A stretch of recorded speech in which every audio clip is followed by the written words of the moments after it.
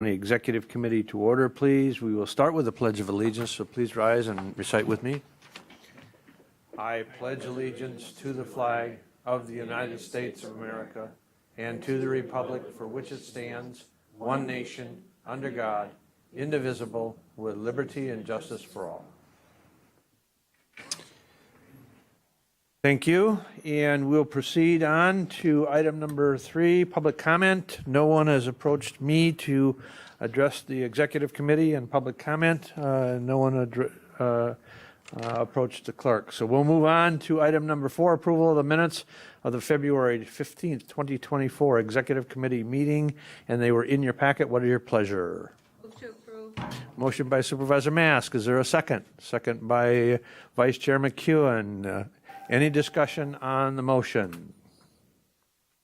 Seeing none, all those in favor of the motion signify by saying aye. Aye. Opposed? Motion carried. Thank you. And I also would, besides all of the individuals with us in the room, we also have Supervisor Dickinson joining us via WebEx. So thank you. And we'll move on to policy issue and potential committee determination, operational functions required by statute, ordinance, resolution, or policy. Item A, a discussion of possible action by exec, and discussion of possible action by exec to forward to the county board for approval. And it is a review of the approval of the administrator's work plan. As you may recall, I had asked the executive committee to provide a little bit of context and a little bit of ranking order, being that the administrator's work plan has so many items on it. I wanted to provide some kind of context as to what the executive committee saw as being their most highest priority item, and rank them down. I provided to each of you, and Supervisor Dickens, I'll have to mail out to you a copy of the ascending order. But I provided a paper copy to each of the individuals in the room. The highest number on the section, so for example, the facilities related projects, the first item on that list was item A, complete approved Lakeview campus renovation projects and relocate designated departments into the Lakeview Drive campus. That happens in this case to score the highest possible number from all of the executive committee members that filled out the ranking. In this case, that project received a 14. The next two projects that received the next highest ranking would have been delivery of the revised master summary facilities plan to the county board based on the projects approved in the 2024 annual budget. And tied with that would be oversee the Regional Forensic Science Center construction and prepare for commencement of operations. And then finally on the last two, the only other two items that received ranking, and again, each supervisor on the executive committee was asked to rank their top 3 items. The other 2 would be present the county board with a theoretical financial and operational plan for a new highway department shop construction. And then last but not least, and tied with the third item, would be assist HR finance committee with its efforts to develop a policy process relative to divestment of county-owned facilities and properties, meaning non-tax deed properties. So you can see each of the areas and the ranking that they came out with, and you'll also see on the last page and the bottom of the last second to last page, the items that were going to be addressed in the future work plan, the supervisors also rank them, and so the ranking is there. So with that, is there any questions or the administrator have any input? I don't have any input, Mr. Chair. This is Administrator Leonard. What I can do is just for ease in the future, I will, ease of review, I should say, I will reorder the projects in the work plan in the rank order provided by this summary, if that is helpful to the committee. I would imagine it'd be helpful to the board. I thank you. I think it would be helpful. I think, moving it to the full board for its consideration, I think if we provide that in that order as the executive committee has ranked them, and then we'll move that to, so what is the pleasure of the committee?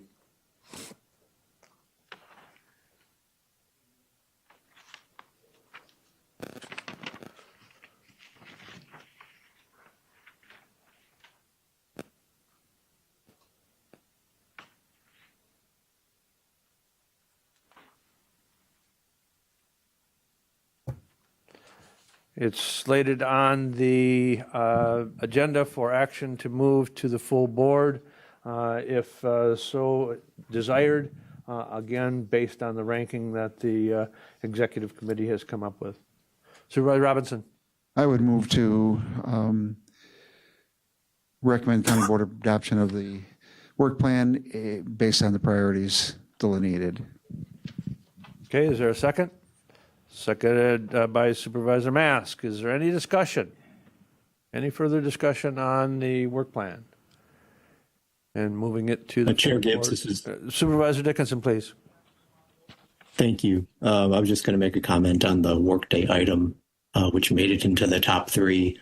At the CWA meeting on Tuesday, we discussed having some difficulty of still getting reports out of workday. And so I'm glad to see that that's going to be a priority. Thank you. Thank you. And you're right. It still continues to be, an issue, but I think we are starting to slowly see progress being made. We had a report from my last meeting, CCIT. We had a report that did do a summary of year-to-date budget and comparison of budget to actual. So I think we're slowly getting there. It's been a long time overdue, but you're right. I think it is high on the priority list. So thank you. Any other discussion? Again, the motion is to move to the full board for its consideration. Any other discussion? Seeing none, all in favor of that motion to approve and forward to the full board for its consideration the 2024 work plan based on the rankings that the executive committee have provided. All in favor of that motion signify by saying aye. Aye. Aye. Opposed? Motion carried and is unanimous. Thank you. Proposed amendment to ordinance 1.517, conduit bonding. I will turn it over. The HR Finance Committee did have a brief discussion on this, but the administrator had a draft, and I'll turn it over to the administrator to have a discussion. Thank you, Mr. Chair. And I'll just start by saying this is on your agenda. It's actually agendized if you did have action to take, but really, as I shared at HR Finance and Property yesterday, this is hopefully just to start a conversation, and I want to be very, very upfront about it. I just was trying to put something on paper based on the previous conversations with the various committees, including HR Finance, this committee, and each of the other committees that have really kind of been involved, as well as the other board members been involved in the discussion around conduit bonding.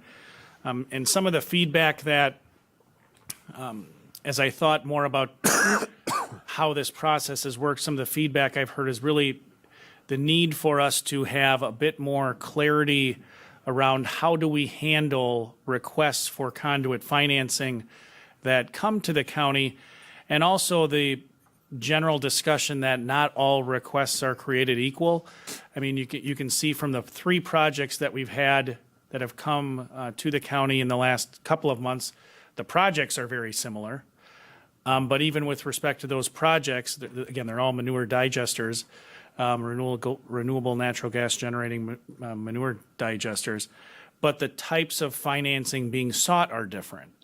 Similarly, if we think back to the board's approval of the financing for the Bug Tussle infrastructure development for broadband, that project fundamentally different again from the projects related to the manure digesters. So trying to clarify within our existing ordinance, and I it's on page 3, it begins on page 3 of your packet and goes on to page 4. Your current ordinance is very, very short, and I think there's an opportunity to do those two primary goals. One, lay out a little bit more clearly what are the different types of conduit financing, and then second, how do we want to handle them? So just again, for discussion, when you look at the manure digester projects that have come before the board for review, the one that has proceeded through the process and had the initial resolution granted went to a number of different committees, in fact, multiple times, and then we had a meeting of multiple committees, a joint meeting at one time, and then there was debate at the full board. So you'll see from my draft, I was talking about this at HR Finance yesterday. I had a completely different approach that I had laid out. Apologize for the beeping. We had somebody walk out. The doors, you're not supposed to walk out. But court security is on it, so that's handled. So as I was saying, I was thinking about this for a while, and I drafted an ordinance that, for your consideration, just again for feedback to get you thinking about it, because at the end of the day, how you handle these things is absolutely a decision for the board. And then when I got done with it, I scrapped it because I thought, oh, it actually doesn't work. So this is probably iteration number 3 or 4, but just to give an overview of what it does, you'll see on page 3 in the draft for discussion and feedback section, I tried to first, based on some feedback I heard from a number of supervisors, kind of at least lay out what are the various types of financing. When we talk about conduit financing, what does that actually mean? So you'll see a reference to the fact that it can mean requests for industrial development revenue bonding under Section 66-1103 of the Wisconsin statutes. That is the request that made its way through the board for the manure digester for that initial resolution. So that's one type of financing. Then B, requests for authorization to procure financing through the Public Finance Authority. That is in fact the request that you'll be hearing more about tonight at your board meeting, a request that was already evaluated by the Extension Education Economic Development Committee for a project. And then the last one is request for conduit financing under the county's general obligation debt capacity. So that's more in line with the Bug Tussle project. So laying out those 3 different types. And then later in the ordinance, I tried to come up with how best to review those. And because those projects not only can be very different, but the financing requests can be very different. Ultimately, I, after some consideration, thought, maybe the best way to do this is to have a specific task force for each one. Initially, I had thought about, and I had a draft that was going to call for the generation of essentially a conduit financing committee that would maybe you'd consider to include in your rules each year. But it occurred to me that given the nature of the project, you might want different representation from your various committees. So again, for an example, the Bug Tussle project had infrastructure, and I believe public safety was involved in that, as well as extension, education, economic development. But when you look at the manure digester projects, much more perhaps of interest to the Environmental Resources Committee than perhaps they would be interested in a broadband expansion project. So ultimately, I drafted this for your review. What would happen would be a task force would be created upon the request, and that task force would be charged with essentially reviewing that request in light of all of the applicable governing laws and policies, including looking at the nature of the project itself, as well as the nature of the financing that's sought. If someone is seeking financing through the Public Finance Authority,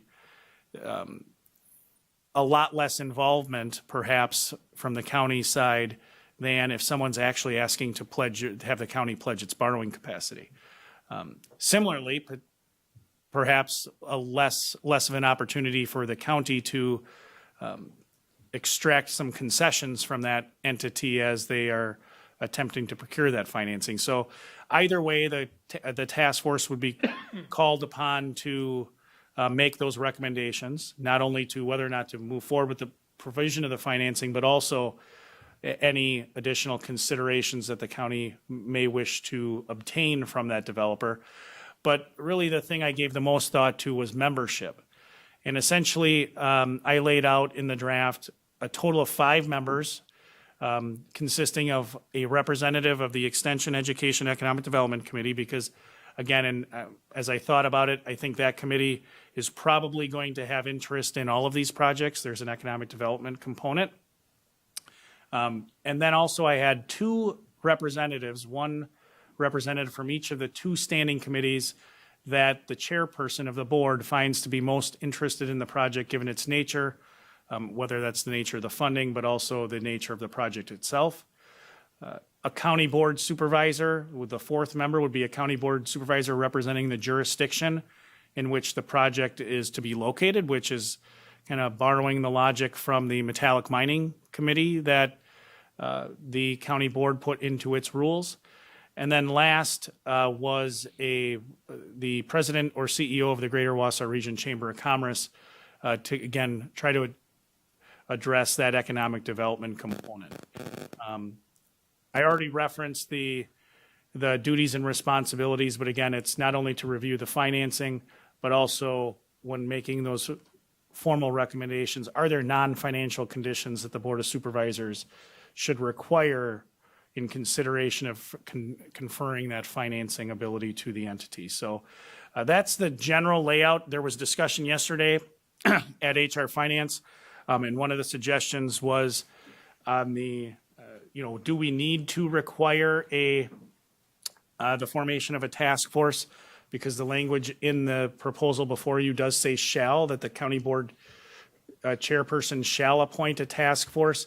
There was good conversation after the meeting, and I added a note in the draft that is living on my computer that says the ordinance is binding on the chairperson to bring forward the appointments to the task force, but it is not binding upon the county board to create one. So the thought process that was shared to me was maybe the project is relatively straightforward. It's a project that doesn't raise many general welfare considerations or environmental concerns, and it's only requesting financing through the Public Finance Authority.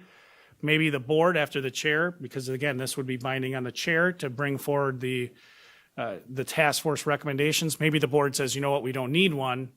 We are just offering an approval. Or if it's conversely, you're not going to provide financing, you'd vote no. So again, I want to go back to my opening statements. This is just to get something in front of you. I was reminded relatively recently that in your discussion that you had previously about conduit financing, I apparently made the statement that I would give some thought to this and try to bring forward a draft proposal for you, and I had forgotten that, and I was reminded, so this is what kind of led to the genesis of this ordinance. But again, there was conversation yesterday at HR Finance, not saying you need to adopt anything, it's just meant to put something in front of you that I think is a more straightforward process than kind of trying to, each time one of these comes, it feels like the first time, and we're trying to figure out to what committees does it go, in what order. And I'll also be very honest, my recent experience with these has been such that the entities want to move relatively quickly through a consideration process, or they would prefer to have some clarity on what that process would be. So regardless of whether you think my proposal is there's areas of merit, I think it would be helpful to kind of lay out how do you guys want to handle these moving forward? Because again, all of the areas of financing, all of the various manners in which financing can be conferred, that is a policy question for the board, not a question for staff. So one other thing that was brought up or discussed a little bit in the HR Finance Committee was one of the appointments is a supervisor in which the district where the project potentially resides. And there was discussion about that because it could be something such as the bug tussle project that is countywide. And so it would still only require one additional supervisor, but the fact is it's not just with the supervisory district where the project will lie, because it could be the project lies throughout the county. So that was the only other discussion that we had, or one of the other discussion points that HR Finance Committee made. Open it up for discussion, and the HR Finance Committee chose not to take any action on this. Wanted to have additional thought and time to think about it, and then I think it's going to be back on the committee's agenda for further discussion in the future. But open it up for committee discussion.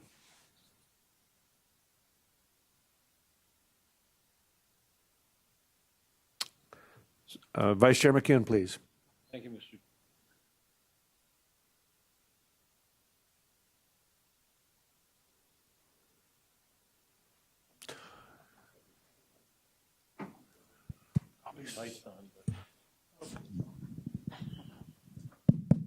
Thank you, Mr. Chair.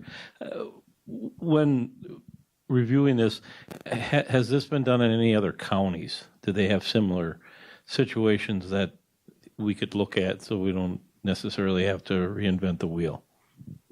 Great question.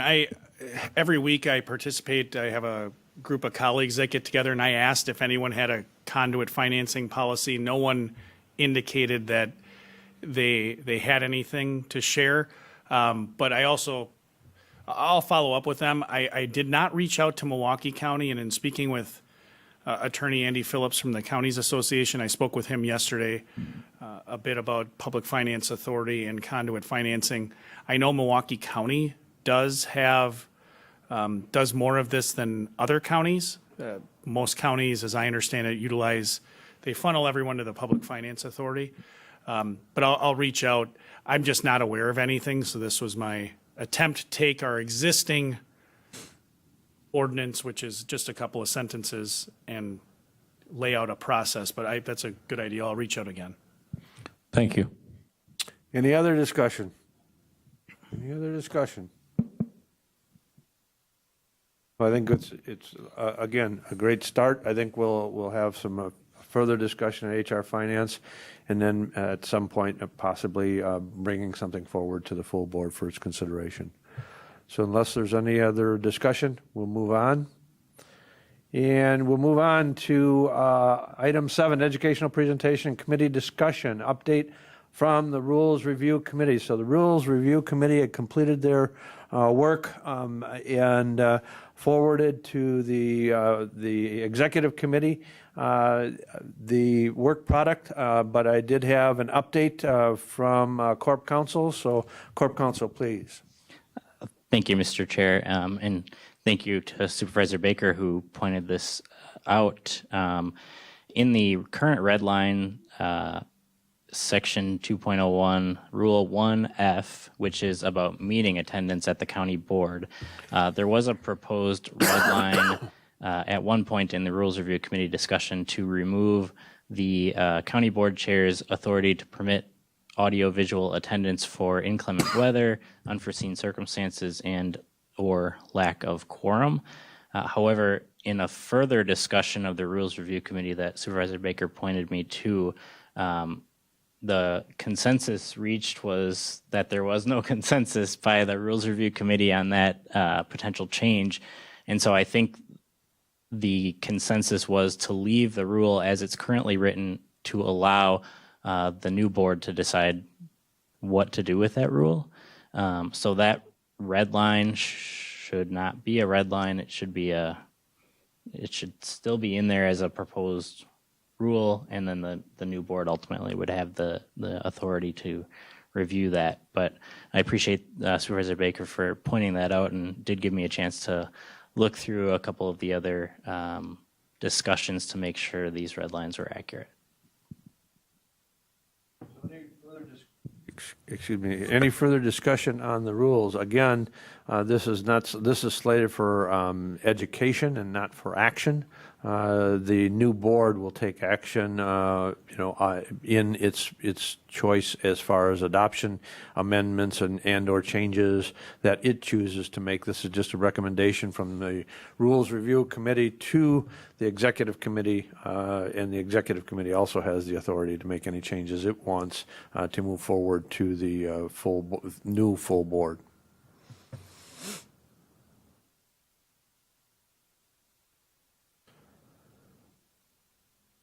Question? Supervisor Dickinson, please. Thank you. So does that mean that the red line is going to be removed for what's presented to the full board? Correct. Yes. Correct. Okay. Other All right, discussion? thank you. Oh, thank you. Other discussion?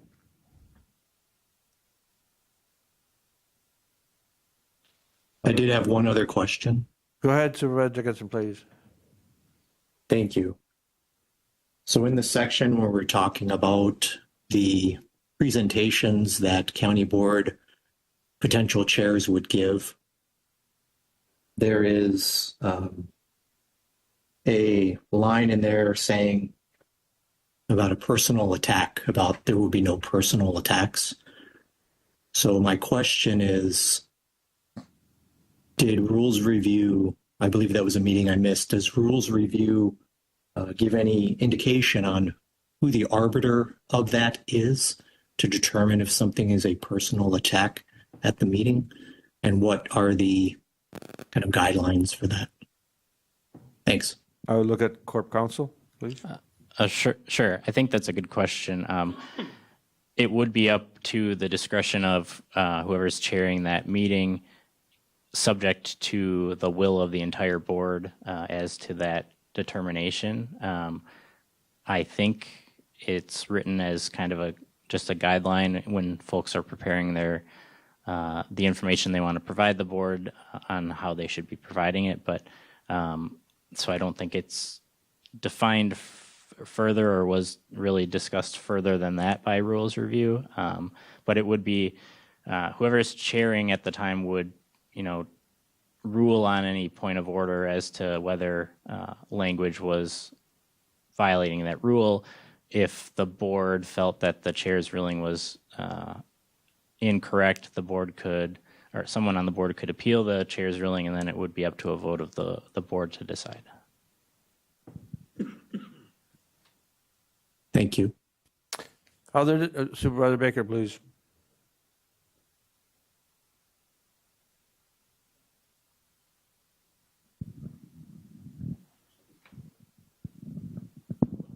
Thank you, Chair Gibbs.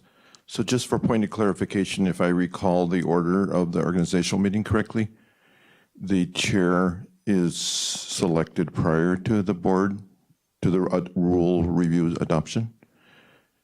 I believe that that's correct. So then this proposed rule would not actually be in effect at the time that the chair was selected. That's correct. Thank you. That is correct, yep. Other further discussion? Okay. Seeing none, we will proceed. And we are down to item number 8, closed session for the administrator's eval. If someone is so inclined to read the motion under item 8A. Supervisor Robinson, please. I would move that pursuant to Wisconsin Statute Section 1985, Parent 1, Subparent C, to go into closed session for the purpose of considering performance evaluation data of any public employee over which the governmental body has jurisdiction or exercises responsibility, to wit, evaluation of the county administrator. Is there a second? Second by Vice Chair McEwen. Roll call is required. I'd ask the clerk to call the roll, please. Gibbs. Aye. McEwen. Aye. Van Cray. Aye. Robinson. Aye. Seefelt. Aye. Dickinson. Aye. Mask. Okay, I would ask that the Corp Counsel remain without objection, along with the two other